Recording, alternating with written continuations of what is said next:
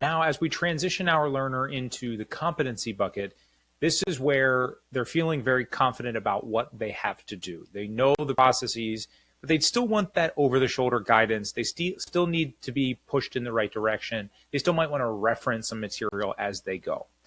And this is where we want to be building on that learning experience. So for a couple of examples, let's just say that they happen to be inside a learning path, or maybe they're on a page inside of Seismic somewhere, and they get to the experience where they go, okay, I'm no longer needing this to be in this safe simulated environment. I actually want to be live in my work. And so let's say in this example, I'm actually in my Salesforce and I'm looking for that over-the-shoulder training. Now, what you're looking at here is what we call our live tutorials, and this is layering in that in-app functionality. And what this is going to do when I go and hit this go live is it's giving me that guidance that I need. So now I'm getting this little card here that instructs me, gives me some multiple modalities. So I have a voiceover here, I've got the text instruction on the screen, but I'm now live inside of Salesforce in this example, or whatever application you're trying to drive adoption of.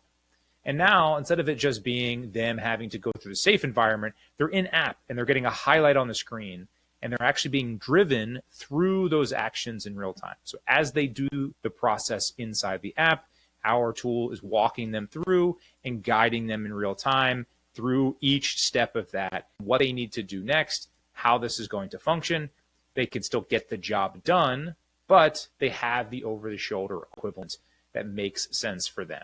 So this is really the scale component when we talk about adoption. We're no longer having to do these live training sessions to show clicks on a screen, but we're driving home adoption by saying, hey, as if I was over your shoulder, pointing on the screen, telling you where to highlight and what to do. This is the future of kind of where things are going. This is what learners really like, because they want to just do and click and feel the activity, but they need that guidance and safety net to make sure that they're doing it correctly.